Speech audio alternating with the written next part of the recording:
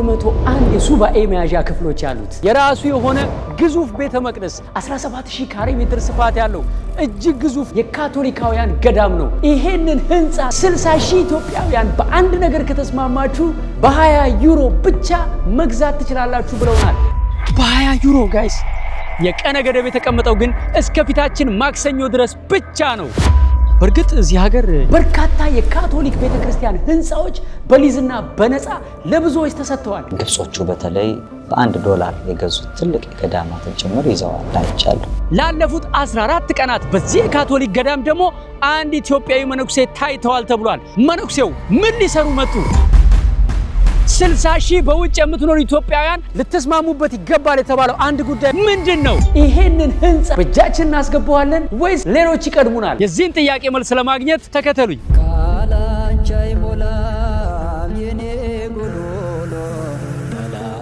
ይሄ የምታዩት ነው ዋናው መታጠፊያ ማለት ነው። ክሎስተር ማሪያ ይባላል። በዚህ ጋር ነው የምንሄደው ማለት ነው።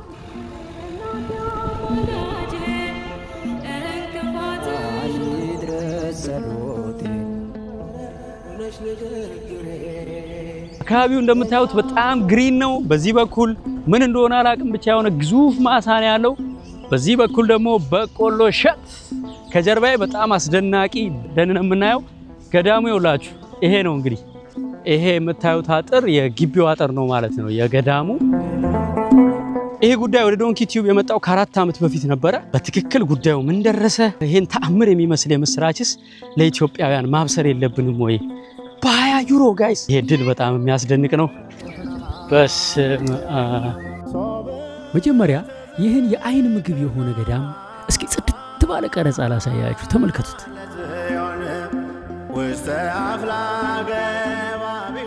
በስፍራው የተደረገውን ሰማይንና ምድርን በደስታ ያገናኘ ተአምር ከማሳየቴ በፊት ግን የመጀመሪያ ጥያቄ የነበረው ይህንን የሚያክል ግዙፍ ገዳም ለዛውም በጀርመን ሀገር ብንገዛውስ ምን ይጠቅመናል የሚል ነበር። እንግዲህ ታውቃላችሁ መቼም እዚህ ሀገር በጣም ብዙ ስትረስ ያለበት ቦታ ነው። የምንሰማው ብዙ ክፉ ነገር ነበረ። ለካ ያው ጀርመን ገባ ማለት አንድ ሰው ወይ አውሮፓ ገባ ማለት ቀጥታ ስራ እየሰራ ገንዘብ ይሰራል ማለት አይደለም። ለካ 10 ዓመት 5 ዓመት የመስሪያ ፍቃድ ሳያገኝ የመኖሪያ ፍቃድ ሳያገኝ እየተደበቀ እየተሽሎኮለከ ወይ በስደተኞች ካምፕ ተጠልሎ ቤት ተሰጠው የሚባለው እንግዲህ ነው። ለአራት በተደራራቢ አልጋ የግሩፕ ኩሽና የግሩፕ ሻወር እዛ ትመደባለህ፣ መኖር ትጀምራለህ። ካምፑ እስር ቤት ነው የሚመስለው። የሀገር ሴኩሪቲ ያለ የተለያየ ስደተኛ ነው ያለው። አፍሪካ፣ ናይጄሪያ፣ አፍጋኒስታን የተለያየ በቃ ዓለም ላይ ያለ ዘር ማታ ከ22 ሰዓት በኋላ በየ30 ደቂቃው ኮንትሮል ሲያደርጉ ኮቴያቸው ራሱ ይሰማል። ካርቶን ነው ቤቱ። እኔ መሰለኝ መጥቼ መኝታ ክፍል ኖሮኝ ሳሎን ኖሮኝ ሻወር ምናምን እንደዚህ የተንደላቀቀ የለ መች ባንድ ክፍል ውስጥ ታፈኝ የሚኖር መሰለኝ። ሪጀክት ሆኗል ጉዳይ ውጣ መባል ትጀምራለህ። እሺ። ከዛ ፍርድ ቤት ትጠራለህ። ፍርድ ቤትን ጉዳይን ይጥለዋል። እሺ። ያቺ የ6 ወር መታወቂያ ትወድቃለች። እሺ። ዱልዱንግ ይባላል። የ1 ወር የ3 ወር የ2 ወር ምናምን ወይም የ15 ቀን መኖሪያ ፍቃድ ይጀምራል። ያ ደግሞ ያለው ሰው ስራ መስራት አይችልም። ቋንቋም ቢሲላቸው ቋንቋው በጣም ያስቸግራል። ከባድ ነው። በቃ በዓለም ላይ እንደዚህ አይነት ቋንቋ አይቻላል። የምሬን ነው። ቱባ ክር በለው። እውነት ነው። ሌላ ሀገር ቢያንስ በእንግሊዝኛ ትግባባላችሁ። ጀርመን እንደገባችሁ ግን ምልክት ቋንቋ ነው የምትጀምሩት። እኛ ጋር ደግሞ ካምፕ ውስጥ እያለን ኢትዮጵያኖች አንዱ ወጡ ትራንስፈር ይባላል። ሲወጣ ያለታ መሸኛ ይባላል። እህቶቻችን ደግሞ ሁሌም ትጎች አይደሉም። የአበሻ አይነት ነገር ሰርቶ መሸኘት ፈልጉ። አይቻለሁ ብላ አንዷ ሄዶ ዘይት ገዝቶ መጡ ማለት ነው። ስትመጣ የገዛችው ዛይፈን ምናምን ሳሙና ነውና ዘይት ብላ ስትጨምራ ገነፈል ወደ ላይ ለካ እኛ ሀገር ጉዳይም ማንለው የተመጣጠነ አየር፣ እዚህ የስለት ልጅ ነው ወይዘሮ ራሱ። በዛ ላይ በሙቀት ሰዓት ነፍስ ነው የሚወጣው፣ በብርድም ሰዓት እንደዚህ። አሁን ፀሐይ ነው ያላበን ነው አይደለም። ከ2 ወር 3 ወር በኋላ ብትመጣ ደግሞ ቁር ነው፣ በጣም ይቀዘቅዛል። ቀኑ ብርሃን የምታያት አጭር ናት፣ ጨለማ ነው ሁልጊዜ። ታዲያ በጨለማ እንዴት ነው የምትሰሪው? ስራ አትሰራም፣ ቤት አታገኝም። ቤት ውድ ነው በጣም። በደላላ 1000 ብር ከፍዬ ነው ራሱ ያገኘሁት። በቃ ስለሚጨንቀኝ እኔ እንቅልፍ ሌሊቱን ሙሉ አልተኛ። ስትረስ እንደምታውቀው የሀገሩ ባህሪም ነው። ለብሰን ስንታይ ሰው ልንመስል እንችላለን፣ ስናወራ ሰው እንመስላለን። ስንስቅ ግን እጅግ በጣም በብዙ ፈተና ውስጥ ነው የምንኖረው። እንግዲህ ወጣቱ እንዴት የተጨነቀ አረጋውያኑን ማሰብ ነው።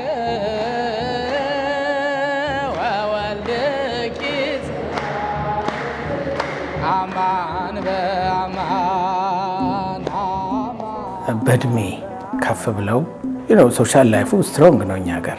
እዚህ ግን አንድ አፓርታማ ቆልፈው የሚኖሩ አረጋውያን እና አረጋውያትን አግኝተናል። ስንቱ ህይወቱን በቀየረበት ተአምር ሰርቶ ለሀገር በተረፈበት ሀገር ሲዲው ሲገለበጥ ለካ መከራቸውን የሚበሉም አሉ። የት ሰፈር ልጅ ነው? እኔ የቄራ ልጅ ነኝ። ቆያ አውሮፓ ከመጣ አሁን ወደ 12 እየተጠጋው ነው። አመት ፍቃድ አልቆላል? ወረቀት አላገኘውም እስካሁን።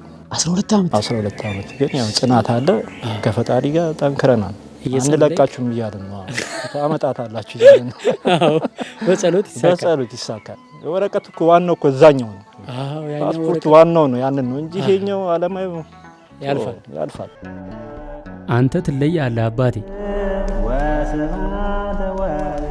ዜግነት ለማግኘት አብዛኞቹ ሀገራቸውን ቀይረው አዲስ ማንነት ፈጥረው ኬዛቸውን ይሰጣሉ የሚባለው እውነት ነው? ዘመዶቼን ሁሉ ቀብሬ የሉም በቃ በጦርነት አልቀዋል ብዬ ነው እዚህ ያለሁት ማለት ነው። እንደዛም ሆኜ 12 ዓመቴ ወረቀት ሳይሰጥ እድሜህን ይጨርሷል።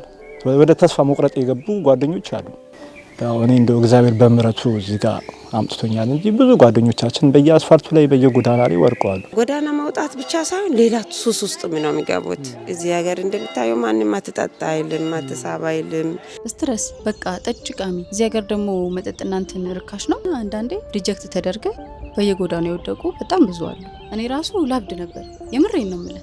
ሱስ ውስጥ አልፈው ራሳቸውን እስከመሳት ከመንግስት ውጪ የሆኑ አሉ። አሁን በየመንገዱ ላይ ተኝተው ኢትዮጵያ የሆኑ አውሮፓ ላይ መንገድ የሚተኛ ሰው አለ። ጓደኞቻችን እኔ ማቃቸው አሉ። መንገድ ላይ የሚተኙ አሉ። የት አካባቢ? ሩረንበርግ ከተማ። እሺ በቃ አበሻውም ወደ ስራው ነው የሚሄደው። በቃ ከማለት ምንም ሊያደርግልህ አይችልም።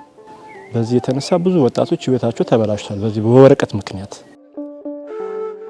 እዚህ ከባዱ ለልጅ ወተትም ወረቀትም ማግኘት ሳይሆን ልጆቹ እዚህ ተወልደው ሲያድጉ የዚህን ሀገር ቋንቋ አፍ መፍቻቸው ነው። ቤተሰብ ደግሞ የራሱ የሆነ ይዞ የመጣው ማንነት አለ። በህፃንነት በልጅነት ምንም አይደለም። ወደ ጉርምስናው ሲመጣ ጠብ ይመጣል፣ ግጭት ይመጣል። ባህላዊ ቅጣት ምናምን የምንሞክር ከሆነ እሱ በጣም ችግር ያመጣል። አውሮፓ ላይ ያ ነገር ወደ አስተማሪዎች ወደ ቀበሌ አካባቢ ከወጣ አንዳንዴ ልጅ እስከመነጠቅ የሚደርስበት ጊዜ አለ።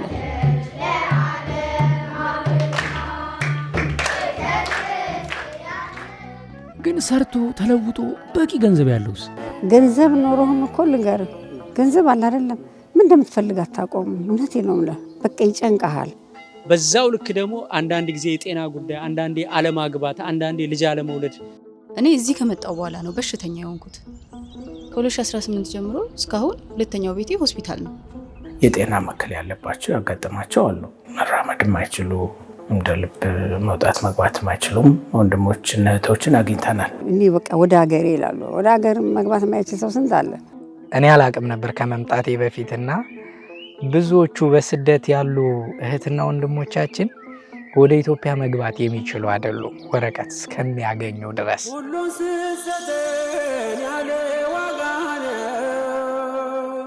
ግን ምን ዘምረው ተደርጎልን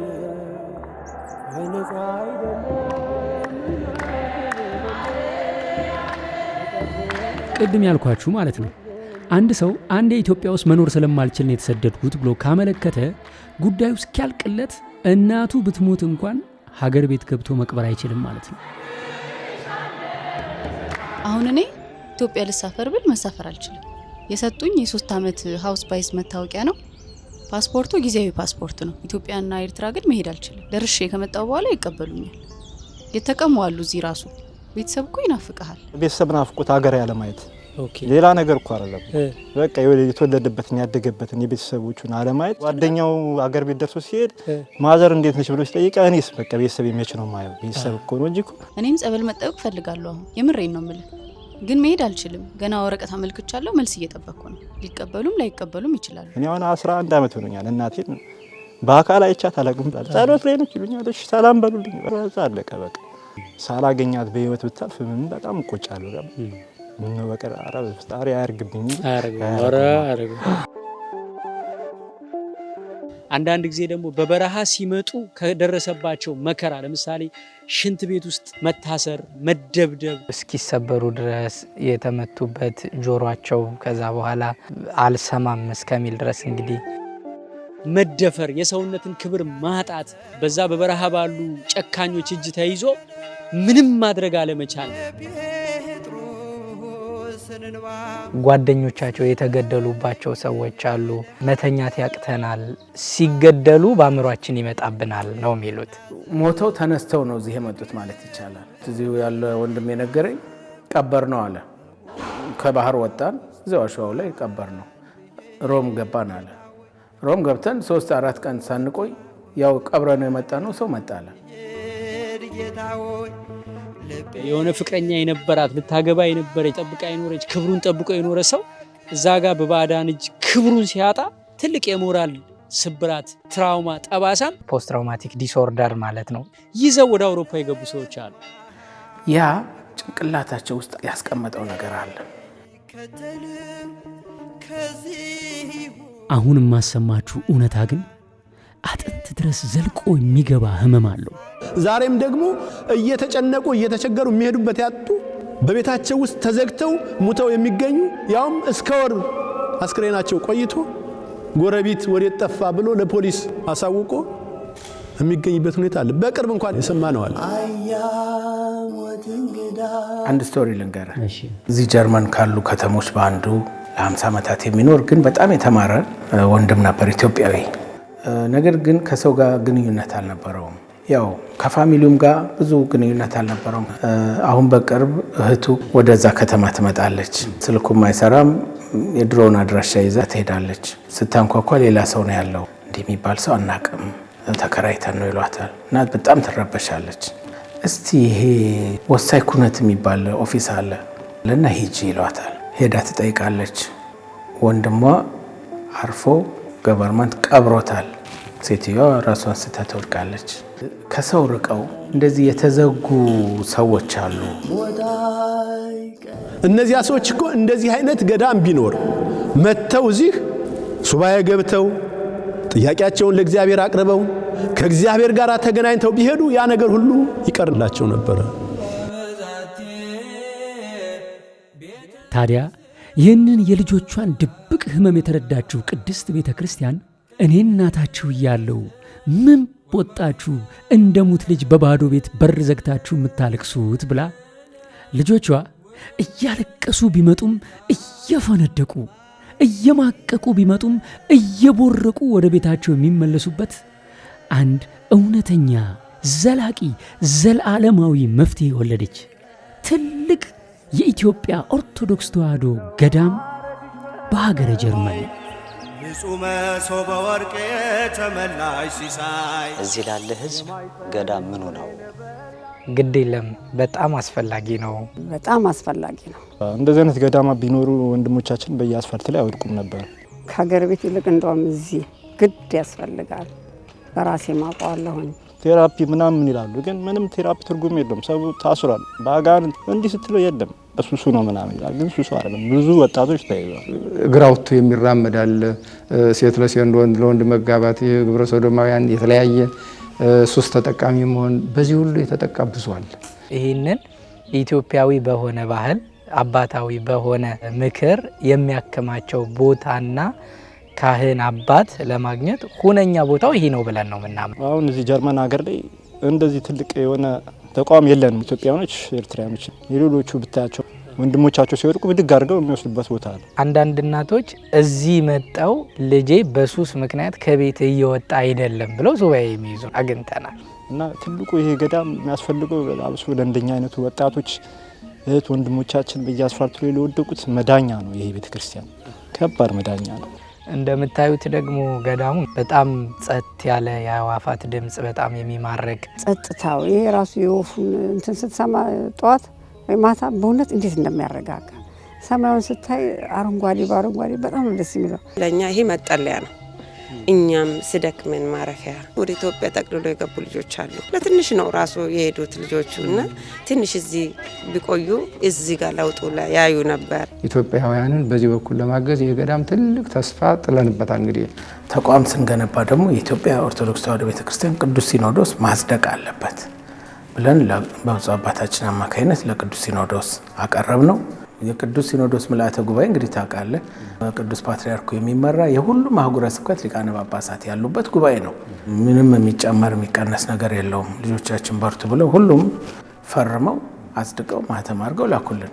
ከዛ ጊዜ ጀምሮ ባላጋንን ወደ 14 የሆኑ ህንፃዎችን አይተናል። በመላው ጀርመን ሲታሰስ ቆይቶን በፈቃድ እግዚአብሔር ይሄ ቦታ የተገኘ። በመጨረሻ ግዙፉ የሙንስተር ከተማ ክሎስተር ማርያ ገዳም የሁሉንም ቀልብ ሳበ።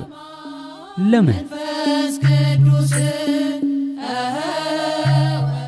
ይሄን ቦታ የመረጥንበት ዋና ምክንያት ይሄ ሀገረ ስብከት ጀርመን አለች፣ ሆላንድ አለ ወይም ኔዘርላንድ፣ ስዊዘርላንድ አለ፣ ኦስትሪያ አለ እና የምናገለግለው ወይም የገዳሙ የሚመሰረተው ለሁሉም ስለሆነ አማካይ የሆነ ቦታ መሆን አለበት የሚል ነው። አሁን ለምሳሌ ሆላንድ 20 ኪሎ ሜትር ከዚህ ጋር ከነዳን ሆላንድ እንገባለን። ካርታው ላይ ብትመለከት ይሄ ገዳሙ በእውነት አማካይ ቦታ፣ ስለዚህ ወደ ሴንተሩ አካባቢ ነው የመጀመሪያ። ያውቀኛል አትንገሩት ያውቀኛል። ሌላኛው ምክንያትስ ያውቀኛል። ሁለተኛ ያው ብዛት ያለው ሰው አሁን ጉባኤ ልናዘጋጃለን። ማደሪያ ሰፊ ያለ ማደሪያ ቢኖር ከሚረብሽ ነገር መራቅ አለበት። ጸጥ ያለ ነገር፣ በጣም ጸጥ ያለ ቦታ ነው። ጫጫታ አትሰማም። ከአብዛኛው ያሟላው ያገኘነው ይሄንን ነው። እግዚአብሔር ፈቅዶ ይህንን ቦታ ስናገኝ 17000 ካሬ ሜትር ሰፊ ቦታ ለትራንስፖርት ምቹ እና ኢትዮጵያ እንዳሉት ገዳማት አጸድ መሀል ያለ በሴቶች ገዳምነት ያገለግል የነበረ ቦታ ነው። ብዙ አባታችን አስጎበኙ እየዞሩ የሁሉ እመቤት በሰማይ በምድርም አቁራሪተ መዓት ክቡር አባታችን ርዕሰ ሊቃውንት አባ ገብረ ኪዳንን ከኢትዮጵያ አስመጣን። በእውነት እግዚአብሔር ያክብራቸው። ሁልጊዜ ነው አብሮን የሚኖረው። ጨርቃችን አውልቀን የሚያውቀን እሱ በልቡናችን የመላው። ቀሲስ ልዑል ሰገድ በ3 ታላላቅ ከተሞች ጉባኤ አዘጋጅን።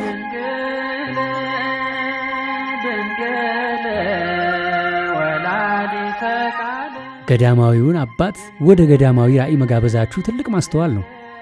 ርዕሰ ሊቃውንት አባታችን በወቅቱ ገዳሙን በአካል ተገኝተው ካዩት በኋላ ባለ ራእዮቹ ይበልጥ የመንፈስ ጉልበት አገኘን ይላሉ። ለረጅም ጊዜ ስንደክም የነበረው በባዶ ነው። ነገር ግን በእነዚህ ጉባኤያት ምእመናን ቦታውን አይተው ተጉ።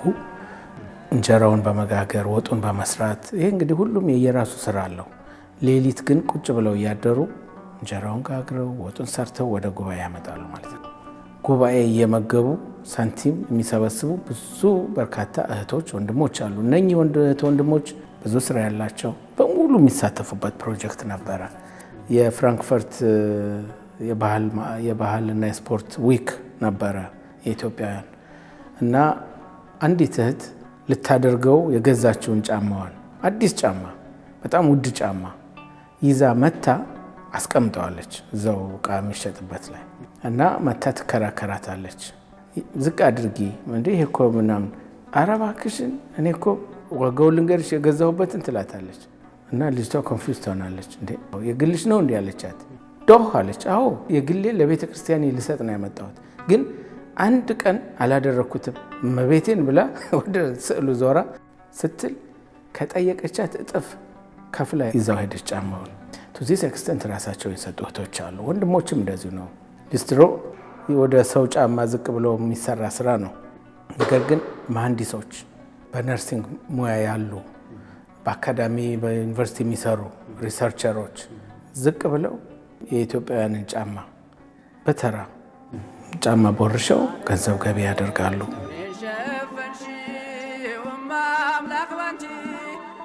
ይሄ ዝቅታ ታዲያ ከፍ እንደሚያደርግ ምንም ጥርጥር የለውም። አስባችሁታል? ያውም አውሮፓ ላይ ኢንጂነር ዝቅ ብሎ ጫማችሁን ሲጠርግ። አንዲት እህት አመማት። ይህንን ገዳም ሳላይ ልሞት ነው አለች ደውላ ለእኔ በጣም እያለቀሰች። እውነቴን ነው። ራሳቸውን የሰጡ ክብራቸውን አጥተው ይሄ ፕሮጀክት ይከናወን ዘንድ የሚችሉትን ሁሉ የሚያደርጉ እህት ወንድሞች፣ አባቶች አሉ። ከሌሎቻቸው ይሰጡ ብዙ ካህናት አሉ። በመሃል ግን አንድ ነገር ላስታውሳችሁ። ዶንኪ ቲዩብ ቪዲዮን ዳይሬክት አድርጎ ቀረጻውን ቀርጾ ኤዲት አድርጎ ያለቀለት ቪዲዮ ለማስረከብ ደንበኞችን እያገለገለ ይገኛል። ስለዚህ እናንተም ዶክመንተሪ ብቻ እንዲሰራልን እንፈልጋለን፣ ፕሮዳክሽኑን አንተ ስራልን ካላችሁ በ0975 51 6360 ደውሉልን። ስብሰባዎች፣ አዲስ የሚመረቁ ድርጅቶች፣ ልደት፣ ክርስትና፣ ሌሎችንም ዝግጅቶች እንደየፍላጎታችሁ በዶንኪ ቲዩብ እያሰራችሁ ዶንኪ ቲዩብን ደግፉ። ወደ ገዳሙ ታሪክ እንመለስ። አስደናቂው ታሪክ የሚጀምረው እዚህ ጋር ነው። ስለዚህ ግዙፍ ገዳም ስትሰሙ እጅግ የሚያስደንቀውና ልብን በዘላቂ ደስታ የሚሞላው ምስጢር የገዳሙ ግዝፈት ሳይሆን በውስጡ ይከናወንበት ዘንድ ታቅዶ የነበረው ዓላማ ርቀት ነው። የመጀመሪያውና ዋናው ሱባኤ ነው። የተቸገሩ ሰዎች መርጃ እንዲሆን ነው። ሰው ሲቸገር ጠልፎ ወደ እምነት መውሰድ እዚህም አለ። እንደውም ይበሳል ብዬ ነው የማስበው። ስለዚህ በምን የሚሉና ይወስዷቸዋል። በጣም ያሳስበን ደግሞ የልጆቻችን እጅግ በጣም ያሳስበናል። ምክንያቱም አሁን የኛ ልጆች ትንንሽ ቢሆኑም እዚህ ሀገር ላይ ትልልቅ ሆነው ያደጉትን ልጆች አኗኗራቸውን እናያለን እና እኛ ደግሞ ነገ ለልጆቻችን እንፈራለን። ከትውልድ ለትውልድ የምናስረክበው ለልጅ ልጅ አውርሰን ደስ የምንሰኘው አይደል ብርና ወርቅ አይደል ሌላ ሀብት ሃይማኖታችን ነው የእኛ ርስት ጉልት ቤተ ክርስቲያን ናት የእኛ ርስት። ወጣቶቻችን በአካባቢው ባህል ይወሰዳሉ። ኢትዮጵያዊ መልክ ወደሌለው ህይወት፣ ወላጅ ወደ መጥላት፣ መክሰስ፣ የልጆቻችን ህይወት ማትረፍ፣ ራሳቸው የሚያጠፉ ወጣቶች እያየን ነው። አንዳንዶች በሱባኤ ውስጥ የምናገኛቸው ባለቀች በመጨረሻው ሰዓት ደረሳችሁልን የሚሉ ብዙዎች አሉ ያጋጠሙ። ስለዚህ እንደነኛ ወጣቶቻችንንም ወደዚህ ቦታ አምጥተን ትምህርት እንዲያገኙ ሱባኤ እንዲይዙ ለማድረግ ወጣቶች እንደዚህ አይነት ሱባኤ የሚገቡበት ያስፈልጋል። የምክር አገልግሎት መስጫ ማዕከል ሆኖ ትልቁ ስራ ይሰራበታል ተብሎ የታሰበው ይሄ ነው። መካነ ሱባኤ ምንድን ወደ አባታችን መሄድ ማናፈቅ፣ በቃ በጎ ስራ ሰርቶ ለመሄድ መናፈቅ ነው ማለት። አስባችሁታል? ደመናው ሲጠቁርባችሁ አንዱ ዶፍ ላይ ሌላ ዶፍ ሲደረብበት የት ሄጄ ልጠለል ብላችሁ መግቢያ ሲጠፋችሁ መዝሙረ ዳዊታችሁን አንጠልጥላችሁ ብን ብላችሁ የምትጠፉበት ቦታ ሲያምራችሁ ለሳምንታት ከምድር የምትሰወሩበት የሀገራችሁ ርስት በሰው ሀገር ስታገኙ አስባችሁታል? ሁለተኛው መንበረ ጵጵስና ነው። ብፁዕ አባታችን ከዚህ ሆነው አብያተ ክርስቲያናት ቁጭ ብለው ያገለግሉበታል ማለት ነው። ይህን ለማጠናከር ነው። እንደ አንዳንድ ጊዜ የሚገርመው ነገር አሃት አብያተ ክርስቲያናት ወደ እነሱ እንሄዳለን፣ ወደ እኛ እንዲመጡ ግን ብዙ ጊዜ አንፈልግም። ለምን? የት ላይ እንቀበላቸው? የራሳችን የሆነ እንኳን ቢሮ እንኳን እነሱን ለመቀበያ ይቅርና ለራሳችን እንኳን የለንም እና ታላቂቱን ቤተ ክርስቲያን በእኛ አለመስራት የተነሳ እንዴት በሌሎቹ ላይ ታናሹን እንድትታይ እናደርጋለን በሚል ርቀን ነው የምንኖረው። ይገርማል። የሶሪያ ኦርቶዶክሶች በአውሮፓ ለቤተ ክርስቲያናቸው 3 መንበረ ጵጵስና አላቸው። የግብፅ ኦርቶዶክሶች በአውሮፓ ብቻ 5 መንበረ ጵጵስና አላቸው። ኢትዮጵያ ሀገራችን ግን እስካሁን አንድም አስተዳደራዊ ቢሮ እንኳን ሳይኖራት ተንከራታች ሀገረ ስብከት ያላት ሀገር ስትባል ኖራለች። ሶስተኛው ትምህርትና ስልጠና ነው። የኢትዮጵያ ቤተክርስቲያን በጣም ሕይወት የሚሆን ትምህርት ሃይማኖት፣ ስርዓተ እምነት ያላት ናት። ያ በደንብ ለምእመናን መገለጽ አለበት። ወጣቱ በወጣት፣ ሴቶች በሴት፣ አረጋውያን በአረጋውያን እየመጡ ስልጠና መውሰድ አለባቸው። ሲንግል ማም እና ሲንግል ዳድ የሚያሳድጓቸው ህፃናት ይበዛሉ። እዚህ ለነሱ ራሱ የሚሆን ስልጠና ያስፈልጋል። ዲያቆናት እያደረግን ነው ልጆቻችንን። ነገር ግን ዲያቆናቱን አንደኛ ግብረ ዲቁናውን፣ ግብረ ክህነቱን በደንብ መማር አለባቸው። እሱ ብቻ አይደለም፣ ቲኔጀር ሲሆኑ ስትራግል ያደርጉብሃል። ጥለው ለመውጣት እንግዲህ ክህነት ድንግልናን ጠብቆ ቅዱስ ሕይወት ነው። ለዛ የሚሆን የትዳር ጓደኛ ይጠይቃል። ዲያቆናት እናደርጋለን ልጆቻችን እንጂ ወደፊት የሚያገቧቸውን እያዘጋጀን አይደለም። ልጃገረዶችን እያመጣን ስልጠና እየሰጠን የጋራ ጉባኤ እያደረግ መጠበቅ አለብህ ክህነት። እሱ ሼክ ሲያደርግ ሁሉ ነገር ሼክ ያደርጋል። ይሄ ነገር ለወደፊት ብዙ ቤተሰብ የሚታደግ ቦታ ነው ብዬ ነው የተረዳሁት ማለት ነው። ምክንያቱም ኢትዮጵያ ኦርቶዶክስ ልጆች የሚሰባሰቡበት፣ የሚወያዩበት፣ የሚመከሩበት ብሎ እነሱን ጭኖ መጥቶ እዚህ ያው ክፍሉ እንግዲህ እንዳያችሁ ተቆጥሮም የሚያልቅ አይደለም። ሙሉ አገልግሎት ከምንም ነገር በላይ ከሚመስላቸው ጋር ባህላቸው፣ ሃይማኖታቸው ከሚመሳሰል ጋር ውለው ተመልሰው ሲሄዱ የሚናፍቁት ይመስለኛል። እነሱ ብቻ አይደለም። የኢትዮጵያ ቤተክርስቲያን ጥናት ያስተዋወቀ ሀገር ነው ጀርመን። ፋዘር ኦፍ ኢትዮጵያን ስተዲስ የሚባለው ጀርመናዊ ነው። ስለዚህ ስለ ቤተክርስቲያኗ መረጃ መስጠት የሚችል ሊቃውንት እዚህ ካልተቀመጡ ቤተክርስቲያናችንን ሮንግሊ ኢንተርፕሬት እያደረጓት ይሄዳሉ። ስለዚህ ትምህርትና ስልጠናው ኮሌጅም እስከመሆን ድረስ የኢትዮጵያ ቤተክርስቲያን ኮሌጅ በጀርመን። በዚህ ደረጃ ከተሰራማ ልጆቻችን በጀርመኖቹ ቋንቋ ሃይማኖታቸውን ጠንቅቀው ካወቁ በኋላ የሀገሩን ሰርዶ በአገሩ በሬ ተጀመረ ማለት ነው።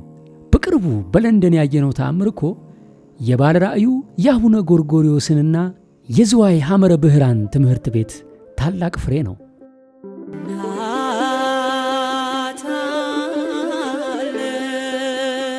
ሌላው ደግሞ ቤተክርስቲያንን የምንገልጥበት ቋሚ ኤግዚቢሽን።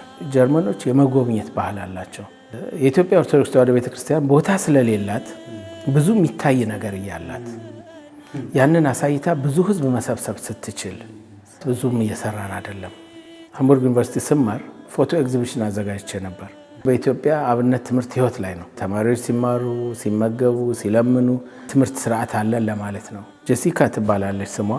ያንን በማየት ብቻ 2 ልጆቿን ባለቤቷን እና ራሷን አስጠምቃለች፣ ጀርመናዊት። ኤግዚቢሽኑን በማየት ብቻ ማለት ነው። ነገር ግን የተሻለ ደግሞ ቤተክርስቲያኗን የሚገልጡ ቅዱሳት ስዕላት፣ መጽሐፍቱ፣ ንዋያተ ቅድሳቱ በሚገባ ተደራጅተው ቢጎበኙ፣ ገለጻ ቢደረግባቸው ስንቱ ህዝብ ወደዚች ቤተክርስቲያን እቅፍ እንደሚመጣ ሁልጊዜ እንትን ይለኛል። ጄሲካን ለማየት ግን አልጓጓችሁ? ባገኛትና ኢንተርቪው ባረጋት በጣም ደስ ይለኛል። እነዛን የአብነት ተማሪዎች ፎቶዎች ስታይ ምን ተሰምቷት ይሆን? እወቅ ያለው በ40 ቀኑ ያውቃል የተባለው ይሄ እኮ ነው። ካቶሊኮችን ወደ ቤተክርስቲያን ስንጋብዝ የህፃናቱን ብዛት ሲያዩ በቃ የለመለመች ቤተክርስቲያን ይላሉ። እነሱ መጡ አይደል ወደኛ መተው መስበካቸው አሉ አይደለም። የተጠመቁትን ለማጥመቅ የተደረገ ሙከራ። መጽሐፍ ቅዱስን አውሮፓ ሄድ ትሰማዋለህ፣ ኢትዮጵያ ሄድ ታየዋለህ እኮ ነው የሚባለው አይደል? ቢኮዝ እኛ በባህላችን አለባበሳችን ሁሉም መጽሐፍ እኮ ነው። ስለዚህ ያንን እውቀታችንን ደግሞ ወደዚህኛው ክርስትና ወደ ደረቀበት አገር አካባቢ ማምጣትና ነፍስ ለእግዚአብሔር እንዲንበረከክ ማድረግ አለብን። ያ ሁሉ እንዲሆን ደህንነት ተቋም ያስፈልጋል። ቅዳሴው ላይ ብትጋብዛቸው ቅዳሴውን አይተው፣ አልባሳቱን አይተው፣ እንቅስቃሴውን አይተው፣ ዜማውን ሰምተው የሚሰበክ ህዝብ ነው። እንደዚህ አይነት ቦታ የሚያስፈልገው ለዛ ነው። ይህንን ሁሉ ዓላማ የሰነቁበትን ገዳም ታዲያ ገና ሳይገዙት በተለያየ ጊዜ ምዕመናንን እየጋበዙ ቦታውን ማስጎብኘቱን ተያያዙት። መጀመሪያ ዛቱ መጥተናለናል መስቀል ደማራ፣ ሁለተኛ ነው መጥቻለሁ።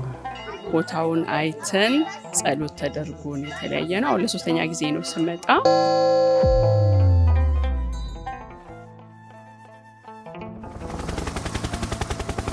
እንግዲህ ምን ተማምነው እንደሆነ እንጃ ገና ሳይገዙት ቦታው ላይ ለማሰብም የሚከብዱ የእግዚአብሔር ፍቅርና ተአምር የተገለጸባቸው ታላላቅ ስራዎችን ማከናወን ጀመሩ። ይሄ መርሃ ግብር በስደት ዓለም ያሉ ልጆቿ እናታችን ቅድስት ቤተክርስቲያን ናት ብለው እንዲያስቡ እናት አለን ተብሏል። 2 ሆነን የመጣ ነው። ምክረ አበው የሚፈልጉ፣ ሱባኤ የሚፈልጉ፣ ጽሙና የሚፈልጉ ወንድሞችና እህቶችን እዚህ ሰብስበን ለ2 ሳምንት ከያሉበት መጥተው በጸጥታ ወደ ውስጣቸው ያዩበት በአባቶች የተመከሩበት ፕሮግራም ነው። አባ ቴዎድሮስ ከአገር ቤት መጥተው ሌሎችም አባቶች ነበሩ፣ ያስተምራሉ። ከእኩለ ሌሊት በኋላ ነው ብዙ ሰው የሚተኛው። ሌሊት 10 ሰዓት 11 ሰዓት እንደ ኢትዮጵያ አቆጣጠር ከእንቅልፎ ይነሳል። ጠዋት ኪዳን ይደርሳል፣ የሰርክ ጸሎት ይደርሳል። እናንተ እንዳያችሁት ተፈሲታ፣ ተአምረ ማርያም፣ መልካ ስዕል፣ ሊጦን ከደረሰ በኋላ ከተአምረ ኢየሱስ ድርሳነ ሚካኤል ይነበባል። ከዚያ ዝማሬ እንዘምርና ወደ ጥምቀት አገልግሎት ነው የሚሄደው። መልአከ ገነት አባ ብርሃን ይባላሉ። እሳቸው ጸበል ያጠምቃሉ። መጀመሪያ ሴቶቹ፣ ከዛም በኋላ ወንዶቹ ደግሞ ይጠመቃሉ። ገብተው ጥምቀቱ ተፈጽሞላቸው ይወጣሉ። ያን ስናይ ምን ያህል የተጨነቁ ሰዎች እንዳሉ አየን። ጾም ካልሆነ ጠዋት የቁርስ ሰዓት ይኖራቸዋል። ከዚህ የማለዳው ስልጠና እስከ እኩለ ቀን እንደ ፀሐዩ ከባድ ስለሆነ ሙቀቱ በዚያ ይደረጋል። ከዛ ትንሽ 1 ሰዓት 2 ሰዓት ረፍት እናደርግና ምሳ አለ። ከምሳ በኋላ ደግሞ 11 ሰዓት ላይ ትምህርት አለ። የሰርክ ጉባኤው ማታ 1 ሰዓት አካባቢ እንደዚህ ይደረጋል። የማህረና አብ ጸሎት ምህላ ይደረጋል። ዝማሬ ይጠናል። ከዛ እራት ይበላና ወክ ይደረጋል። እርሻ አለ፣ የአትክልት ቦታዎች አሉ። ያንን እያየ አይምሮ ይታደሳል። አስገራሚው ነገር ደግሞ በምዕመናኑ አቅም ልክ ታስበው የተዘጋጁ የ14 ቀን ተከታታይ መንፈሳዊ ስልጠናዎች መኖራቸው ነበር። ልብ በሉ፣ አስገራሚው ነው ያልኩት፣ አስደናቂው አላልኩም። እሱን ትንሽ ላቆየው። የአባ ቴዎድሮስ ትምህርት እስካሁን ድረስ ቀላል አድርገን የምናያቸውን ነገር ጠለቅ ባለ ሁኔታ ሲያስተምሩን፣ ጊዜው ደግሞ የሐዋርያት ጾም መሆኑ ጾሙን በትክክል ከአባቶቻችን በረከት እንድንሳተፍ የሚያስቻለን ጊዜ ነበረ። የመጀመሪያ ቀን አንተ አቡነ ዋንተ ምን የሚለው፣ ሁለተኛ ቀን ወደ ገዳም ምን ልታዩ ነው የወጣችሁት በሚለው ገዳም የሚወጣው የሚወዛወዝ ሸምበቆ ለማየትና ቀጭን ልብስ የለበሰ ሰው ለማየት እንደማንመጣ እሱን የሚመለከት ሐሳብ ነው። ሁለተኛ ቀን ያየ ነው። ሶስተኛው ቀን ሸክም የከበዳችሁ ወደ እኔ ነው የሚለውን ቤተክርስቲያን ስለ ስደት የባህል ግጭትን በሚመለከት፣ ከዛ ፈተና ምንጩ ምንድነው፣ መውጫ መንገዱስ እንዴት ነው፣ ሌላው ከዚህ ስንወጣ ምን ያጋጥመናል በሚለው ውስጥ፣ ሌላው በሌላ መንገድ ወደ ሀገራቸው ተመለሱ የሚል ስልጠና፣ የመጨረሻው ግን ተጠረገና የተጌጠ ባዶ ቤት የሚል ስልጠና ነው የመጨረሻው ቀን። እውነት ለመናገር ፕሮጀክቱን ስናስብ በጣም ከብዶን ነበረ። አንደኛ የሙሉ ጊዜ አገልጋይ የለም። ሁላችንም የራሳችን ስራ አለን። ቀን ስራችን እየሰራ ሌሊት ቁጭ ብለን እያደርን ነው ኦርጋናይዝ ያደረግነው። ይህ ብቻ እንዳይመስላችሁ፣ ስርዓተ ጸሎት፣ ስርዓተ ንስሐ እረ ምን ቀረ በሶሻል ወርከሩና በሊቀ ሕሩያን ፕሮፌሰር መርሻ ጭምር የታገዙ ስነ ልቦናዊና መንፈሳዊ ስልጠናዎችን በተከታታይ ሲወስዱ ሰነበቱ። አሁን ነፍስን ወደሚያረሰርሰው ዜና ልምጣላችሁ። በቃ አሁን የመጨረሻው ሰዓት ላይ ሁሉም ናቸው ንስሐቸውን የፈጸሙት። ይህን 2 ሳምንት የሰጠነው በቃ በትክክል አገልግሎት ነው። ነፍሳት ድነዋል። ስለ ንስሐ አባት የማያውቁ ሰዎች ቁጭ ብለው ከካህናት ስር እያነቡ ንስሐ ሲገቡ ማየት፣ ይሄ ከዚህ በላይ ምንድን ነው? በዚህ እንደዚህ ከተደሰታችሁ ቀጥሎ ደግሞ ሰማይና ምድርን ያስደሰተ ትልቅ ተአምር ስለምነግራችሁ ተዘጋጁ። ከምንም በላይ ወደ ኋላ ያሳየን፣ ምንም እንዳልሰራን መልእክት የነገረን።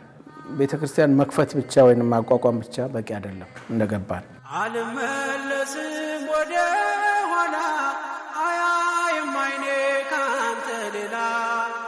በተለይ ኢትዮጵያ ሆናችሁ ይህንን ቪዲዮ የምታዩ ሰዎች እስከ ዛሬ ታዲያ በየቤተ ክርስቲያኑ ለምን እንደዚህ ያልተደረገም ነበር የሚል ጥያቄ ባይምሯችሁ መጣባችሁ አይደል? ቤተ ክርስቲያናት አሉ፣ ግን ብዙዎቹ ቤተ ክርስቲያናት መጋረጃ ዘርግተው ምንጣፍ አንጥፈው ስዕል አቁመው መንበር ሰርተው ቀድሰው ከግብጽ ሲወጡ ድንኳናቸውን እያነሱ ይሄዱ እንደነበረው እንደገና አፍርሰው ነው የሚሄዱት። ካቶሊኮችም ከሆነ ካቶሊኮች ይገቡበታል፣ አንጌሊካንም ከሆነ አንጌሊካን ይገቡበታል ማለት ነው። እኛ ጋር በሳምንት አንዴ ነው የሚቀደሰው። በዛ ላይ ቤተክርስቲያኑ እንዘጋለን። ይህንን የምታዩትን የጀርመኑን ዶክመንተሪ ለመስራት 15 የሥራ ቀናት ፈጅቶብናል። በቀጣይ ደግሞ ሌላ 10 ቀን ይፈልግብናል። እንዲህ ሙሉ ጊዜያችንን ሰጥተን ለውጥ የሚያመጡና ህዝብን የሚያገለግሉ ትልልቅ ስራዎችን ለመስራት ዶንኪ ቲዩብን ሜምበር በመሆን አግዙ።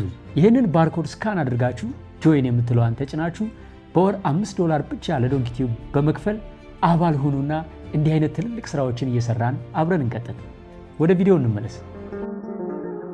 የአውሮፓ ካህን የሩቅ ምስራቅ ካህን የአሜሪካ ካህን ከሀገር ቤት ሲታይ ብዙ የሚቀናበት ያ ተንከራታች ነፍስ መከረኛው አባት ደሞዝ የለሽ ነፃ አገልጋይ ገባሬ ንፍቅ ገባሬ ሰናይ ከስራ እንደወጣ ልብስ እንኳን ሳይቀይር አንጀቱ እንደራበው በተስኪያን ለመድረስ 3 ሰዓት ይነዳል እንቅልፍ እያማረው ሁሌ መቅደስ ገንቢ ማገሩን ማጋሪ መጋረጃ ሳቢ ኋላ ሰዓት ረፍዶ ተረኛው ግዴለሽ በጫማው ጠቅጥቆ መቅደስ እንዳይገባ እየተሳቀቀ ቶሎ ቶሎ ብሎ ቀድሶና ቁርቦ መንበሩን ያነሳል በሆዱ እያነባ ላጥምቅ ቢል ቦታ አልባ ሕጉ ጎራ ማይሌ የምእመኑን ጭንቀት በነፍስ ዓይን እያየ ሊመክር ሊያጽናና ውስጡ እየተመኘ ሲያገለግል ውሎ ሲያገለግል ማደር እየራበው ልቡ ግና ኑሮ ክፉ ቢሉ ማጣደፉ ቤት ኪራይ መክነፉ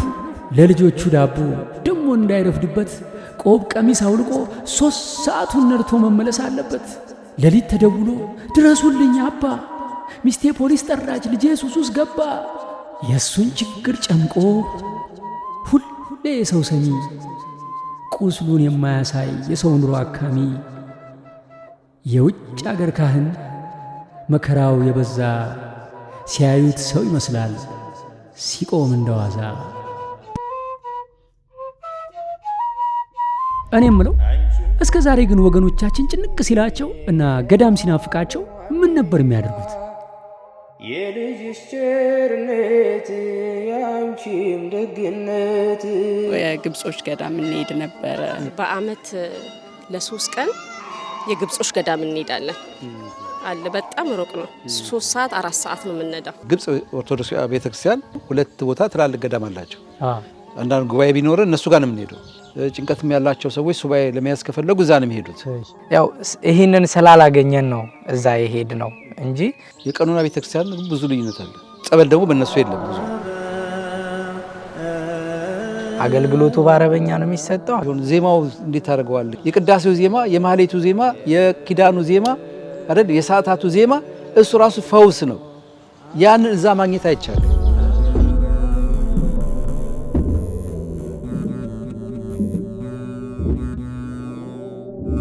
ፍቅር ያደከመው ኃይለኛ ግን የኢትዮጵያ ኦርቶዶክስ ቤተክርስቲያን በራሷ ደግሞ ገዳም ሲኖራት የሚሰማው ስሜት ቀላል አይደለም። በቋንቋ ሲሆን ከህዝብ ጋር ሲሆን ደግሞ ሌላ አይነት ነው። ስለዚህ ያ ነገር ስላሳሰበን ለምን ገዳም አንፈልግም በሚል ተጀመረ ማለት ነው።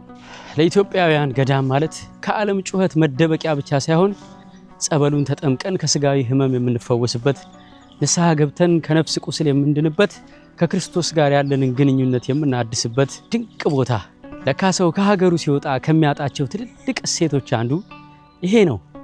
የኢትዮጵያ ኦርቶዶክስ ተዋሕዶ ገዳም ጊዜ መውሰዱ በሱባኤ አንድ አይነት ቦታ ማስቀመጡ እነሱን ለማግኘት ጊዜ እነሱን እኛን ለማግኘት ጊዜ ይፈጅባቸዋል። መጨረሻ ላይ በቃ በንስሐ አዲስ ሰው መሆን እንደሚቻል ወደ ማመን ሲደርሱ ነው።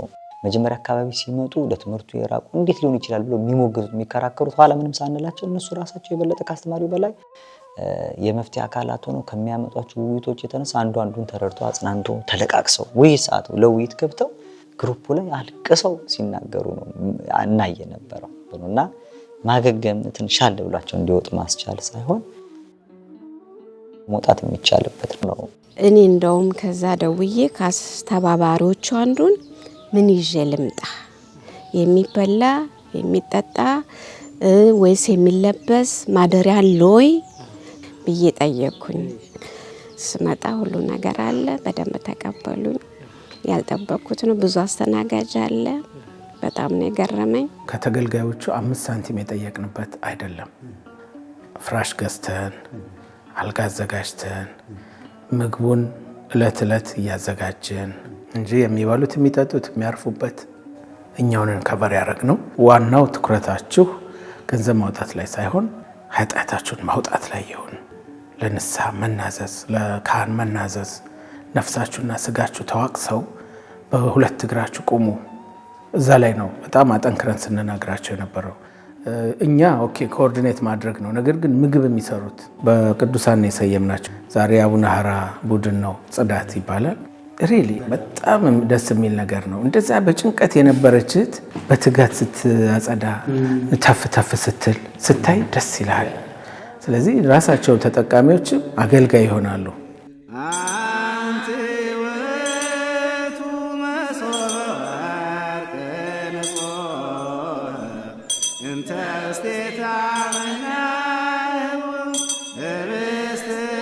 ተመልከቱ፣ እግዚአብሔር ሊያድን የፈለጋትን ነፍስ እንዲህ መንገዱን ያዘጋጅላታል።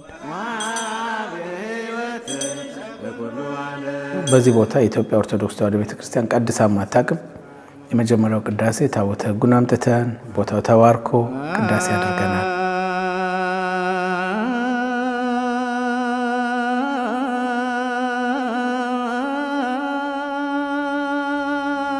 በዛ ቅዳሴ እውነት እግዚአብሔር ፈቅዶ በጣም የአእምሮ ህመምተኛ የሆነች ብዙ ጉዳት ያለባት በሱዳን አድርጋ በሊቢያ አድርጋ የመጣች እህት በአጋጣሚ ወልዳ ከጀርመን ማለት ነው። እሱም አላቅም ልጅ ብሏት ብዙ ምክር ማታገኝ ኔትወርክ ውስጥ የሌለች ልጅ ናት። ቶታሊ ቼክ ሪፐብሊክ ጠረፍ ላይ ሸሽታ እዛ ሄዳ ነው ያለችው እና ከዛ ይህን ሰምታ መታ ነው በ6 ዓመቱ ልጇን ያው የወለድኩት ልጅ አልተጠመቀም ብላ እዚሁ ጥምቀተ ክርስትና እያነባች እውነት ተአምር እየሆነላት ያለች እህት ናት። ህይወቷን ስትነግር ከባድ ህይወት ነው ያሳለፈችው። በነገራችን ላይ ጀርመን ብቻ ከጣሊያንም የመጡ አሉ፣ ከሆላንድ የመጡ አሉ። ስለዚህ ለዚህ ነው እኛ ያለምንም ወጪ እንደው ከምእመናን አሁን እኮ እውነት ለመናገር ገዳምን መሰረታለን ብለን የሰበሰብናት ሳንቲም ናት። ከሷ ነው አውጥተን ለዚህ ጉዳይ ያዋል ነው። ይህን ሁሉ የምናደርገው በእውነቱ በዚህ ቦታ ትልቅ ስራ እንሰራለን ብለን ነው። ለእኔ ትልቅ የሆነ ስጦታ ነው፣ እግዚአብሔር ስጦታ። እውነቴን ነው የምልህ፣ ብዙ ለውጥ አለኝ እኔ ለራሴ። ብዙ ሰዎች የሚጨንቃቸው ሰዎች ለቋቸዋል ጭንቀታቸው እዚህ ከመጡ በኋላ ማለት ነው። በሀገር አውሮፓ እንዲህ አይነት ታሪክ ለማስቀመጥ እቅድ በማምጣታቸው እጅግ የሚያስመሰግን ነው። መሰራት የነበረበት ነገር ነው፣ አልተሰራም። ግን ደግሞ ጨለማን 1000 ጊዜ ከመርገም 1 ሻማ መለኮስ ይባላል።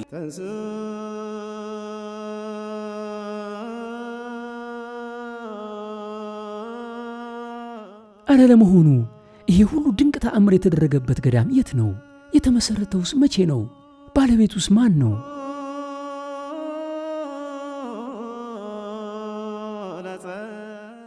ይሄ ገዳም በቀጥታ የካቶሊክ ቤተክርስቲያን ነው፣ የግለሰቦች ሳይሆን።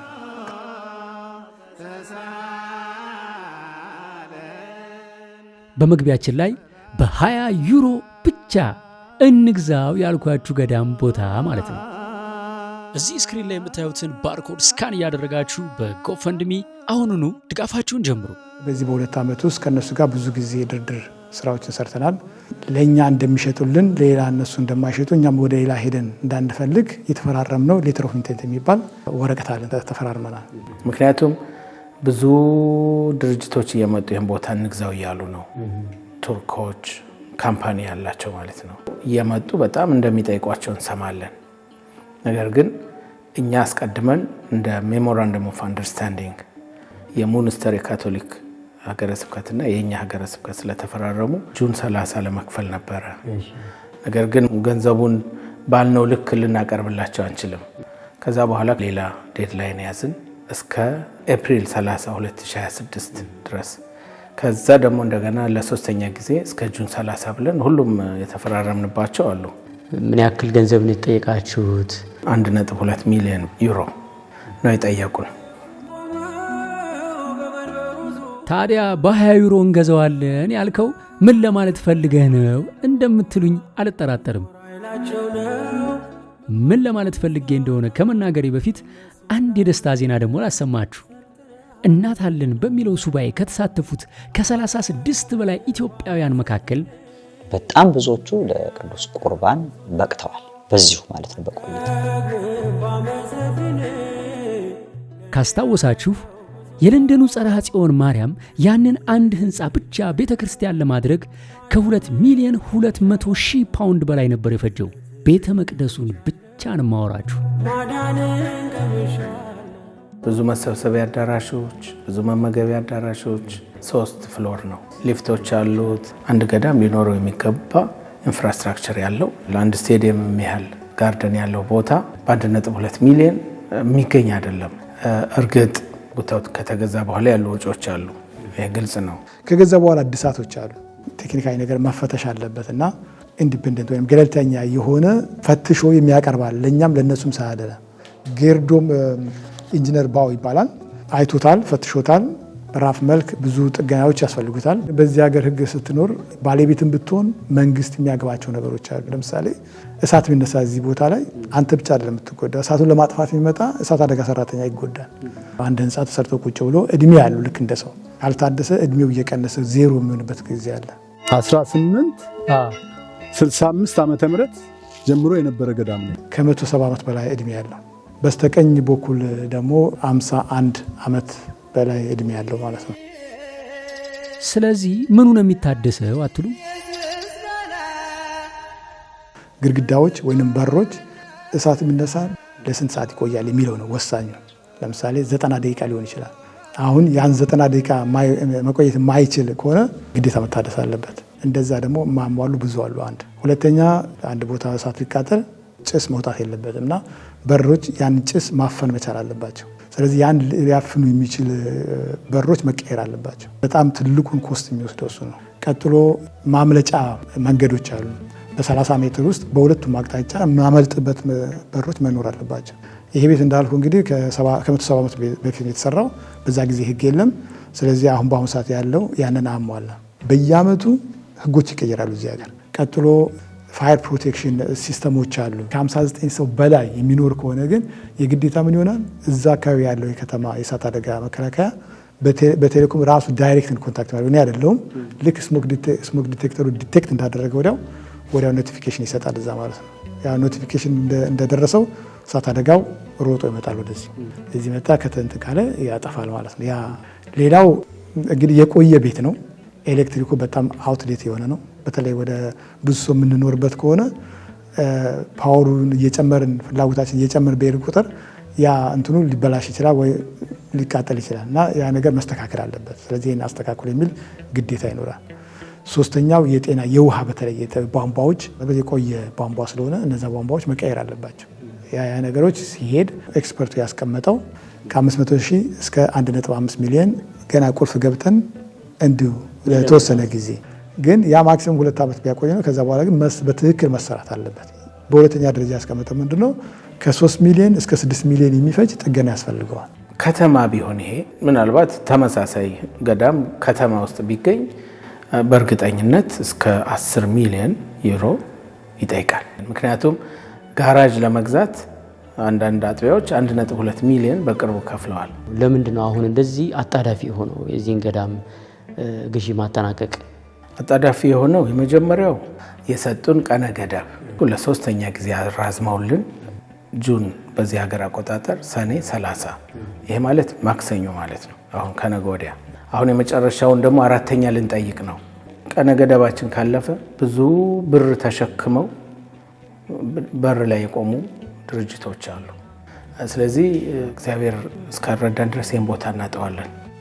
በመሀል ስለዚህ ዶክመንተሪ ትንሽ ላጫውታችሁ። ይህንን የገዳም ዶክመንተሪ ለመቅረጽ የፈጀብን 5 ቀን ነው። 5 ቀን ሙሉ ስንቀርጽ ነበረ። ስለዚህ ቪዲዮ ከ20 ሰዓት በላይ የሚፈጅ ቪዲዮ ነው የተቀረጸው። እንዳያችሁት የተለቀቀላችሁ ግን አጥሮ ተዘጋጅቶ ተኩሎ ተከሽኖ ነው። ታዲያ ይህንን ረጅም 20 ሰዓት የፈጀ ታሪክ እንደዚህ ለእናንተ በትክክል ስሜት የሚሰጥና ትርጉም ያለው ሆኖ እንዲቀርብ ትልቁ ሚና የተጫወተው ኤዲተሩ ነው። የዶንኪ ቲዩብ የቪዲዮ ኤዲቲንግ ስቶሪ ቴሊንግ ጭምር ነው። ስለዚህ ዘመኑን የዋጀውን አዲሱን ሙያ በተለይም ቪዲዮ ኤዲተርነትን ከዩቲዩበርነት ጋር አጣምረን ይዘንላችሁ መተናል። አሁን የምናስተምረው ቪዲዮ ኤዲቲንግ ብቻ አይደለም፣ የዩቲዩብ ኮንተንት አሰራርንም በኦንላይን ቪዲዮዎች ፈትፍተን እናስተምራለን። ቪዲዮ ኤዲቲንጉን በአካል ታገኙታላችሁ። ከዛ ዩቲዩብ ቻናል ከፍተንላችሁ ወደ ቤታችሁ ስትሄዱ እናንተም ነገ በጥሩ ሙያ ተከሽናችሁ በሙያው የምትተዳደሩበት እግዚአብሔር በሰጣችሁ ጥበብ ደግሞ ሰውንም ፈጣሪንም የምታገለግሉበት ድንቅ አቅም ያለው ፕሮፌሽን ነው ዩቲዩበርነት።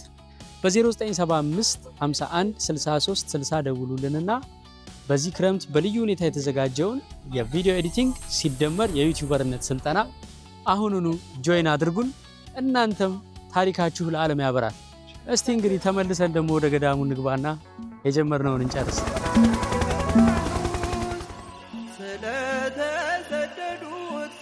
እንግዲህ የመጨረሻው ሰዓት ላይ ደርሰናል። የ20 ዩሮውን ሚስጥር ከማፍረጤ በፊት ግን አንድ ጥያቄ አለኝ። ሲገዛ በማን ስም ነው የሚገዛው? ንብረትነቱስ የማን ነው የሚሆነው? በመዋቅር ሰንሰለቱን እዙን ጠብቆ ቃለ ዓዋዲውን ጠብቆ ከመንበረ ፓትርያርክ ድረስ በዚህ ሰንሰለት የተመሰረተ ሀገረ ስብከት ነው ያለን። በሀገረ ስብከቱን የበላይ መሪ ሊቀ ጳጳስ የሾመው ሲኖዶሱ ነው። ስራ አስኪያጁን የሾመው ጠቅላይ ቤተ ክህነት ነው። ገዳሙ ሲመሰረት ሲኖዶሱ በምልዓተ ጉባኤ ወስኖ ተፈቅዶ የተመሰረተ ነው። ማስረጃውም አለ። እንደገና ይሄ ገዳም ዝም ብሎ ሰዎች ተሰብስበው በኮሚቴ ተደራጅተው ወይም እንደ ቦርድ አይነት ነገር ሆነው የተመሰረተ ነገር አይደለም። በሀገረ ስብከቱ ነው። ተጠያቂውም ሀገረ ስብከቱ ነው። ለልማቱም ለጥፋቱም የሚጠየቀው ሀገረ ስብከቱ ነው። እንደገና በዚህ ባለንበት ሀገር ደግሞ የሀገረ ስብከቱ ሕጋዊ ሰውነት ያለው ነው እና ይሄ ገዳምም የሚንቀሳቀሰው በዛ መሰረት ነው። የሀገረ ስብከቱ ኃላፊዎች ሊቀ ጳጳሱና ስራ አስኪያጁ ሳያውቁ ሳይፈርሙ 5 ሳንቲም የምትወጣ ነገር የለችም። ኮሚቴ እንደሌለው የሚጨቃጨቅበት ይሄ የኔ ነው፣ ይሄ የኔ ድርሻ አለኝ፣ እኔ ነኝ መሰረትኩት፣ እኔ ነኝ እንዲህ ያልኩት የሚባል ነገር ፈጽሞ ሊኖር አይችልም። ለማንኛውም ኦርቶዶክስ የሆነ ፈረንጁም ቢመጣ ሁሉም ተስተናግዶበት የሚሄድ ልክ የሀገር ቤቱ ገዳም አሰራር አይነት ነገር ነው። እንደ ቅድስት ሀገር የእስራኤል ለምሳሌ አሁን ባለቤትነታቸው የኢትዮጵያ ነው። ብዙ ችግሮች፣ ፈተናዎች ደርሶባቸዋል። ግን መሰረታቸው የኢትዮጵያ ኦርቶዶክስ ቤተክርስቲያን ስለሆነ ያ የትም አላነቃነቀም። ብዙ ሙከራዎች ተሞክረዋል። ይሄም ማንም ተነሱ በቋንቋ ማንም ተነሱ በፖለቲካ ማንም ተነሱ የሚለው ሳይሆን Verband der Ethiopische Orthodoxe Kirche Jesus von Deutschland Umgebung ይባላል። በኢትዮጵያ ኦርቶዶክስ ተዋሕዶ ቤተክርስቲያን የጀርመንና አካባቢው አገረ ስብከት። ብዙዎቻችሁ በታሪክ እንደምታውቁት ቀደም ሲል በ1960ዎች አካባቢ ኒውዮርክ ላይ የተቋቋመው ቤተክርስቲያን የቅድስት ሥላሴ ቤተክርስቲያን በአሜሪካ የመጀመሪያው ቤተክርስቲያን ተብሎ የኢትዮጵያ ኦርቶዶክስ ተዋሕዶ ቤተክርስቲያን በንጉሠ ነገሥት አፄ ኃይለ ሥላሴና በብፁዕ ቅዱስ አቡነ ቴዎፍሎስ ዘመን በትርክና ዘመን የተመሰረተ ቤተክርስቲያን ነው። አሁን የኢትዮጵያ አካል ነው ያ እና ያ በተቋም ደረጃ የተቋቋመ ስለሆነ የወስካውን ሰው ሲቀያየር ያ ቦታ ግን ማንም የኔ ነው ብሎ በግል እንደ ንብረት ሊያደርገው የቻለ የለም። በተቋም ደረጃ የሚቋቋሙ አብያተ ክርስቲያናት፣ ገዳማት ጥቅማቸው የኛም ነው ብለን መስራት አለብን። ግን በተቋም ደረጃ ብፁዕነታቸው ያሰቡት ሰፊ ራዕይ ስለሆነ እንደዚህ ያለውን ራዕይና ዓላማ መደገፍ አለብን እና በሀሳብም ሆነ በሚያስፈልገው መንገድ ከጎንዎት ነው።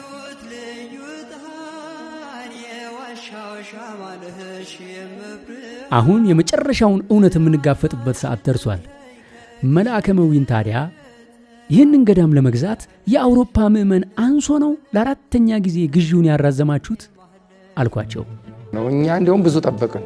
የገዳም ከተጀመረ ስንት ዓመቱ ነው? ወደ 8 ዓመት አካባቢ ሆኖታል። አውሮፓ ላይ በጣም አስቸጋሪ ነው። ብዙ ምዕመናን የለም።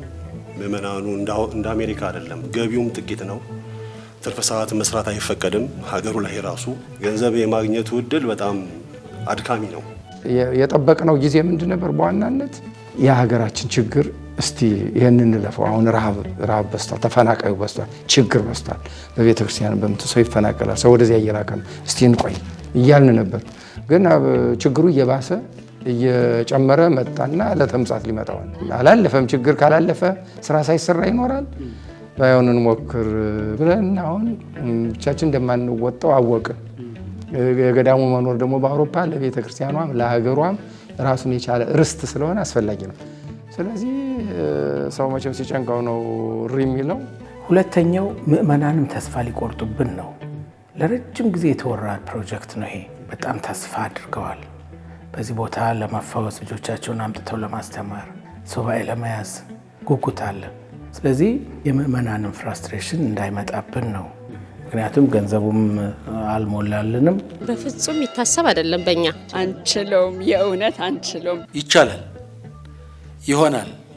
ከዚህ በፊትም በቤተ ክርስቲያን ደረጃም ተደርጓል።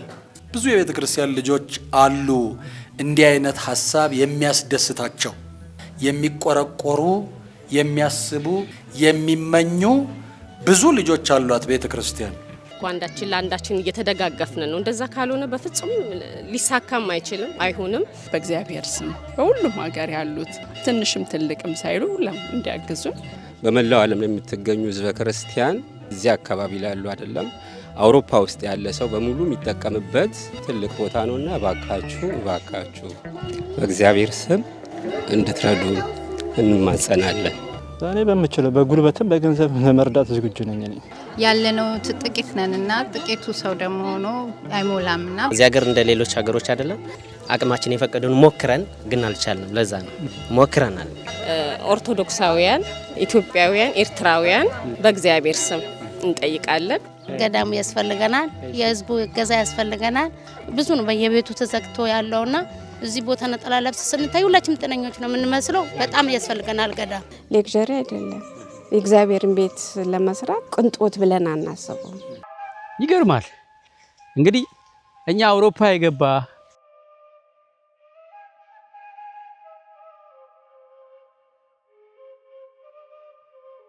ለካ ለኛ ስትሉ የመስዋዕት በግ ሆናችኋል። ራሳችሁን ሰውታችሁ እኛንና ሀገር አቁማችኋል። ታዲያ ለናንተ ዋጋ ለከፈላችሁ ሀገር ለሰራችሁ አሁንም ህመማችሁን ችላችሁ ፈገግ የምትሉ እማዬ ደህና ነኝ ወንድሜ አታስብ አደርግልሃለሁ ማለት ላላቆማችሁ ለውድ ኢትዮጵያውያንና ኤርትራውያን ሲያንስባችሁ እንጂ በፍጹም አይበዛባችሁም። ሁላችንም በሰማይ ዋጋ የምናገኝበት ይህ የጸሎትና የጽሞና ምንጭ የሆነ ገዳም እንዴት ይገዛ ካላችሁ ከኛ የሚጠበቀው አንድ ጥያቄ መመለስ ብቻ ነው። ዛሬ እኔ በእውነት የሆነ ያህል ነው የተሰማኝ።